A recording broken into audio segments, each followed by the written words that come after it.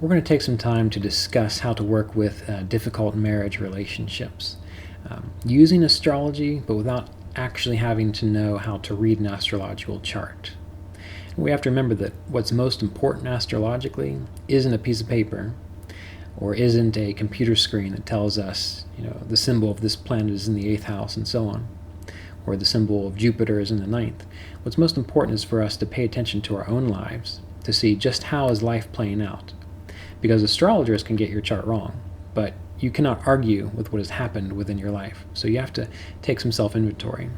And we're going to do this by looking at each planet and the positive and negative role in each planet in your capacity to have a healthy marriage, and the role that each planet plays as an aspect of yourself in creating difficulty within your marriage. We also have to remember that within a marriage, that there are two people in a marriage. So you can do your best to understand these principles, and that very well may improve your marriage situation. But if your partner isn't interested in improving their own understanding of themselves and how they interact in marriage, well, that's something that you have to bring up with them or find a counselor to work through. But anyway, back to the main point here that we want to get to. Each planet represents an aspect of yourself. And we need each one of those planets to be doing their best to support a healthy, viable marriage. And we also need to have a sense of what is a healthy marriage. Well, the idea that marriage is supposed to be an unending fairy tale, that's just that, a fairy tale.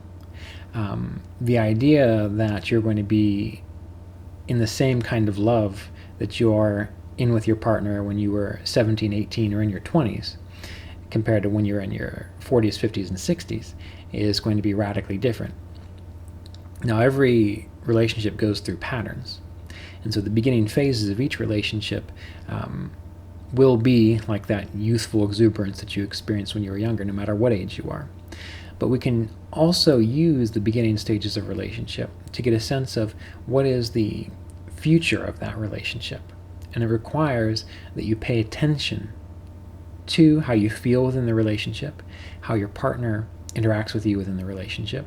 That usually defines how the rest of the marriage will go. And each of the planets are going to tell us a little bit of information about you and about your partner. So let's start with the sun. What does the sun deal with? The sun deals with the capacity to be inspired. It deals with the capacity to be steadfast, to be committed, to be loyal, to take care of other people within your life, because the sun is essentially the king or the royalty. And the ideal of the king isn't to say, give me everything so that I can live an opulent life. It's to say, I am your servant. I am here to make sure that the kingdom is thriving. So when it comes to your marriage and the sun, you know that if you need to do some work on the sun, if you have difficulty being consistent with your spouse, if you have difficulty being inspired to improve the relationship, if you have difficulty putting your spouse's needs above your own. And again, that's not to say that you sacrifice yourself in unhappiness. That's to say you realize that within a marriage and within a relationship, your goal is to see that the other person has needs too. And part of your role is to help them achieve those needs. And ultimately, that is the role of marriage. Not to be fulfilled like a child, not to be fulfilled in a fairy tale, not to have all of your lusts, quenched, but to come together, you and another person, to say, hey, this is the path I'm walking on. This is the path you're walking on. Can we support each other as mature, healthy individuals, enjoying each other as we go, but not destroying ourselves in the process, or not trying to expect that you will give me everything or I will give you everything, right? So the sun gives us the capacity to be steadfast, to be committed, to be loyal, and to be inspired. So if you personally have those problems, you can blame it on someone else, but more than likely, it's going to be your sun that's going to show that you have this capacity within you. All right, so you need to work with the sun. And how do you do that? You develop the qualities that we've just discussed. You're not going to like it. In fact, any of the qualities that we discuss with these planets, if you don't already have them naturally, more than likely you're not going to be happy that you have to develop them, because it's going to take work. And believe it or not, the majority of the people in the world just want this quick fix, or things just magically shift, or you do a mantra for 30 days and all of a sudden everything works out beautifully, or you get a particular gemstone and everything's, heaven on earth. It's rare when that happens. Usually that happens when an astrologer recommends that you do a particular remedy, and at the same time that you start doing that remedy, your dashas shift or your time cycles shift that give you a better result. So it's really just good timing in regards to the astrologer. So think about this with the sun. The moon. The moon is our capacity to be flexible, be adaptable. The moon is also very fickle, naturally. If you watch it as it goes through the sky, it changes every night. The moon is also our capacity to emotionally relate to the other people within our lives. So if you have difficulty in your marriage because you don't feel you can emotionally relate to the other person, or if you feel or you are aware of or people have told you that you're too fickle, meaning that your mind changes too much or you're too hard to pin down in regards to your commitments within the relationship, that can indicate that you need to develop the moon within your chart. The moon is very important because it shows us what we're sensitive to. So if our moon is not strong or well supported, we may be more inclined to focus on the difficulties in life. Remember, if the moon is aspected by Saturn, Mars, or the malefics, we're going to be more inclined to focus on those negative things in life, things that are going wrong. When the moon is aspected by Jupiter or other benefic planets, that makes a person more focused on the joyful things in life. All right, so we need to check our moon. And again, we don't need an astrological chart to tell us what is the state of our moon. If we have someone that we can talk to, we can say, look, this is the state of my situation. Do you think I'm being too fickle here? Does it seem like I'm sort of emotionally cut off from the other person? And if so, you need to find a way through therapy, through reading books on becoming emotionally mature, to help you understand your moon better. Now, Mars. This is an important one, and it gets a lot of bad press for causing problems within relationships. Well, Mars is your capacity to fight for what you believe in, what is right. If you get someone with a difficult Mars, or you have a difficult Mars, more often than not, you will pick fights that are not worth it. Or you will not be able to engage in what you might call a healthy fight or a healthy argument to finally achieve success. So someone who has a weak Mars, they always kind of hold things back. And the moment things start to get heated and the relationship is going into a period of argument where you are expressing your views and the other person's expressing their views, the person with weak Mars will shut down and say, this isn't worth it. So not only when it's weak, they're not able to engage in healthy battle in marriage or relationships because they shy away from it. When it's too strong, but maybe malefically disposed or in bad dignity, the person may pick fights just for the sake of picking fights. So they start getting triggered by things, and they start saying, well, it's because of this, it's because of that. They start picking things and pointing them into the relationship when really maybe it has nothing to do with that situation. So with Mars, how do you know if you've got a difficult Mars in a relationship? If your arguments, if your fights lead to greater self-understanding and awareness and clarity between the two of you, great. If you shy away from engaging in heated debates to clarify your points, maybe the Mars is too weak. If the Mars is strong but maybe afflicted by Saturn or other malefic planets, maybe you're too willful, which means you try to force your views onto your partner or other people. It's also bad for relationships. So what we can see is that by understanding how Mars works when he works well, you can get a sense of how is it helping or hurting your relationship. All right. Mercury. Mercury is a planet of communication, a planet of friendship, a planet of finding mutual ground, sharing hobbies and interests. If your Mercury is well supported and well placed, you'll be able to naturally communicate well with your partner. You'll have that skill, that knack. You'll be able to share your boundaries. You'll be able to share what you need, what you want, without feeling ashamed about it. You'll be able to enjoy exploring hobbies and interests and what some people consider more trivial matters, but it's very important for relationships with your partner. If your Mercury is afflicted by the Sun or Saturn, if your Mercury is in bad dignity, you may have trouble doing these things, communicating clearly what your needs are. And you need to do that in a relationship. Otherwise, in marriage, it's not going to work. You have to express yourself and your needs in a healthy fashion, which also requires a healthy Mars, right? Or the relationship will dwindle and you'll feel that you're not getting your needs met and that people are running all over you. So Mercury is this capacity to communicate. So again, you don't need an astrological chart to tell you how is your Mercury. Just think about your life, think about your situations, think about how you do communicate with your marriage partner or your spouse. Are you able to?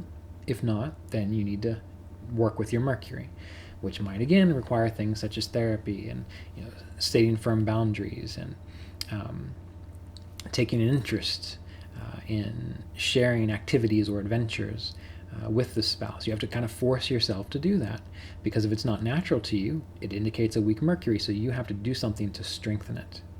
And again, we have to remember that a true marriage is not about getting all of your needs met through another person.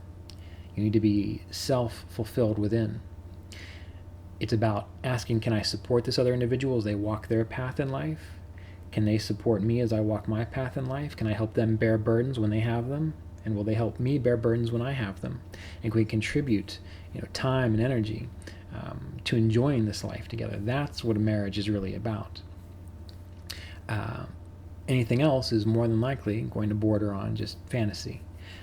Now again, there are some relationships, and there are very few, and realize that I work with a lot of people, where the sex is always fantastic, or the spouse always understands why the wife or husband spent this money on that, or they're always playing games together and always laughing together. Sometimes that happens, it's very rare, but most of the time there are these ups and these downs, and they will also be based on your own personal transits as well as on your own personal time cycles that you go through, because you might be in a period where Saturn is really hitting a sensitive area in relationships, and so you don't feel as fulfilled in relationships, and it feels like a real chore, a real struggle. Saturn going through your 7th house, or Saturn over your Venus, or Saturn over your 7th Lord. That's a relationship to partners. So you don't feel it's worth it because Saturn's making you think that way, which means you need to take more care of yourself. But we need to remember that most people, when they get in that state, if they don't have healthy sense of self, or if they don't understand what it takes to make a relationship work well, that's when they're going to bail, when things start to get hard. And that'll lead us to Saturn. It's a little ahead of where I wanted to go, but let's think about that. Saturn is your capacity to stay the course, to say things go wrong, people make mistakes, everyone is psychologically messed up, and we have to love them anyway. Everyone, whatever partner you get involved with, is going to have some weird psychological complex that you don't understand. And you have to love them anyway, in the same way that maybe your partner gets sick and you have to take care of them, or your partner gets injured and you have to love them anyway. You don't get angry at them for experiencing those shortcomings. The things that Saturn brings. So Saturn is your capacity to bear the hardships of relationships, to be of service to others in the relationship, even though you don't want to do it. Even though you wish you could be doing something else, even though you wish that your wife would stay home and take care of your 3 kids while you go play football with your buddies. You wish that would happen, but that's not the reality of being married. Some people can work these things out. But again, when a family is involved, you have to learn to, using Saturn, to let go of your own needs, to do what you don't enjoy, to make sure everyone stays together. Right? That's what Saturn does well. So if when things start to go wrong, you feel you got to get out of here. If you think your partner isn't perfect because they have these certain flaws, which we all have, and you got to leave, well, that's going to show that your Saturn's probably got some issues. It's good to be in a relationship with someone who has a strong Saturn positively influencing relationships, because they will be there with you through thick and through thin, no matter what goes wrong. And that's very important. And we need to develop this capacity too. Right? Because even spiritually speaking, everyone is a manifestation of ourselves. And so how we treat the other people in our life is exactly how we feel about ourselves. And if our Saturn's not good and we're used to seeing how horrible everyone is or the problems they have, that shows that we see that about ourselves too. All right, so with Saturn, Saturn, good in relationships, allows us to stay the course. Even though things are going wrong, everything's falling apart, you're still there. You're committed. And that doesn't mean that you suffer abuse, right? You can have a bad Saturn where you just put yourself in situations where you're being abused or you're being disrespected. Usually Saturn-Sun combinations will do this, Saturn-Sun-Mars combinations. And, that is an issue that you might want to address where you don't keep yourself in the relationship. But if they're normal things, and that might require that you learn what is normal in relationships, right? What is realistic about relationships. Saturn's the planet of reality. So the more realistic you can be about relationships, the better your relationship is going to be. And Saturn helps you with that. Now, Jupiter. Jupiter is the capacity to find happiness within ourselves and within others. Jupiter is our capacity for faith and for forgiveness. So if you have difficulty in relationships, forgiving your partner, every little thing you remember that they did wrong, more than likely your Jupiter has an issue with it. If you have difficulty letting your partner be who they are, just letting them naturally express who they are as an individual, happily, without you trying to, say, I want you to be this way, then I'll be happy. If you can love them and forgive them for all of their, faults and whatever, but love them anyway and find joy in who they are as a human being, as a unique individual, your Jupiter is pretty good. If you're always looking for the better deal or the better relationship, or you think that if they were just perfected in some way, everything would work out great, your Jupiter's probably got some issues. If you've got difficulty, as I mentioned, forgiving them, or you remember things from 20 years ago and you keep throwing it in their face even though they've apologized and they've never done it again and they've moved on, your Jupiter might have some issues.